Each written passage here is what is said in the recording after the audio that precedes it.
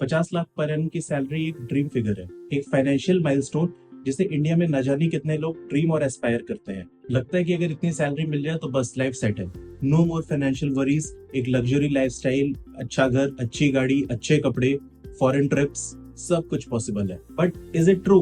क्या 50 लाख रुपए साल का कमाने वाला आदमी सच में रिच है, या ये सिर्फ एक इल्यूजन या एक ट्रैप है? देखिए, आज की इस वीडियो में हम इस 50 लाख रुपए की सैलरी का पूरा पोस्टमार्टम करेंगे और सच जानेंगे। हम ये देखेंगे कि टैक्सेस और एक्सपेंसेस के बाद एक्चुअली आपके हाथ में कितने पैसे बचते हैं, and results might shock you. चलिए ब्रेक डाउन शुरू करते हैं। मान लेते हैं कि आपका साल का जो सैलरी पैकेज है वो 50 लाख रुपए का, 50 लाख की सीटीसी है। अब इसमें से इसकी सबसे बड़ी सौतन को सबसे पहले दूर करते हैं, यानी इनकम टैक्स। देखिए, 50 लाख पे साल का लगभग 30% के आसपास इनकम टैक्स लगेगा, यानी 15 लाख रुपए तो आपका इनकम टैक्स ही ले जाएगा। अब आपके पास इन हैंड बचे 35 लाख रुपए, यानी महीने के करीब 2,90,000 रुपए। कैलकुलेशन इजी करने के लिए मोटा मोटा इसको 3 लाख रुपए मान लेते हैं। तो जी 3 लाख रुपए की अगर आपकी मंथली सैलरी हाथ में बच रही है तो बहुत अच्छा माना जाता है कि भाई 3 लाख रुपए की आपकी सैलरी बच रही है। बट चलिए जानते हैं कि ये 3 लाख रुपए आपके जाते कहाँ हैं। देखिए, इस 3 लाख रुपए को हम 3 कैटेगरीज में डिवाइड करेंगे और अपनी कैलकुलेशन मेट्रो सिटी के हिसाब से रखेंगे, क्योंकि नॉर्मली टीयर 2 या टीयर 3 सिटीज में 50 लाख रुपए साल का पैकेज होना बहुत रेयर है। अगर है तो वो बहुत अच्छी बात है, वहां पे आप काफी अच्छे पैसे बचा सकते हो। बट लार्जली ये पैकेज मेट्रो सिटीज में ही देखने को मिलता है, तो हम मेट्रो सिटीज के हिसाब से बात करेंगे। तो अपनी 3 कैटेगरीज पे वापस आते हैं। पहली कैटेगरी, द अनअवॉइडेबल्स, यानी वो खर्चे जिनसे आप बच नहीं सकते, जैसे कि घर का रेंट हो गया। अब भाई अगर इतने अच्छे पैसे कमा रहे हो तो ये लगता है कि भाई अच्छे घर में रहो, तो अराउंड 3 BHK का एक फ्लैट ले रखा होगा जिसका रेंट 50 से 60 हजार रुपए महीने का होगा। फिर आती है कार लोन EMI।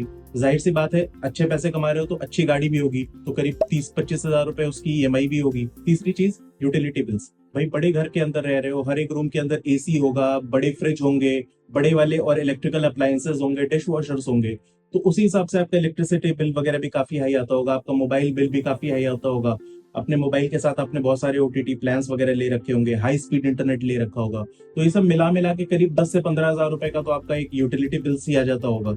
चौथी चीज, भाई अपने हाउस होल्ड एक्सपेंसेस, लार्जली जो ग्रोसरी वगैरह हो गए, ये सब मिला के करीब 20 हजार रुपए। तो मोटा मोटा अनअवॉइडेबल्स में आपने महीने के 1,25,000 रुपए यही खर्च कर दिए। अब देखिए, आपकी महीने की 3 लाख रुपए की सैलरी में से 1,25,000 रुपए तो जरूरतों में चले ही गए, आपके पास बचे करीब 1,75,000 रुपए। दूसरी कैटेगरी, द लाइफस्टाइल चॉइसेस। देखिए, ये वो खर्चे होते हैं जो आप अपनी लाइफस्टाइल को कंफर्टेबल बनाने के लिए खर्च करते हो। हाउस होल्ड हेल्प, जैसे कि कुक, मेड एटसेट्रा, इस पे आप महीने के 10 से 15 हजार रुपए खर्च कर देते हो। फिर इसके बाद आती है बच्चों की ट्यूशन फीस, स्कूलिंग फीस और जो भी एजुकेशनल एक्सपेंसेस होते हैं, वो आप करीब 25 से 30 हजार रुपए महीने के खर्च कर देते हो। क्योंकि भाई आप 50 लाख रुपए के पैकेज पे हो, बहुत सारे लोगों को पता होता है, तो ऑफकोर्स आपके ऊपर भी कहीं ना कहीं एक सोशल प्रेशर होता है कि बच्चों को अच्छे स्कूल में पढ़ाना है, अच्छी एजुकेशन देनी है, और इन चीजों के लिए ऑफकोर्स आपको कॉस्ट बेयर करनी पड़ेगी, क्योंकि ये सारी चीजें कॉस्टली हैं। तो आपके 25-30 हजार रुपए महीने यहीं के लग जाते हैं। इसके बाद आता है एंटरटेनमेंट एक्सपेंसेस। बहुत सारे लोग प्रेफर करते हैं वीकेंड्स पे मूवी जाने के लिए या क्लबिंग करने के लिए, पार्टीज वगैरह करने के लिए,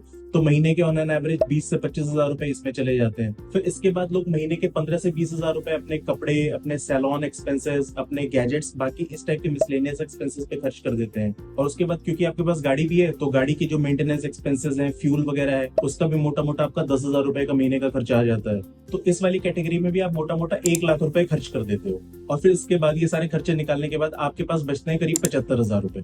अब देखिए, नेट आपके पास 75,000 रुपए ही बचे। इसी में से आपको अपनी सेविंग्स भी करनी है, इसी में से आपको अपनी इन्वेस्टमेंट भी करनी है, अपने रिटायरमेंट प्लानिंग भी इसी में से करनी है, वेकेशंस वगैरह को भी इसी में से प्लान करना है।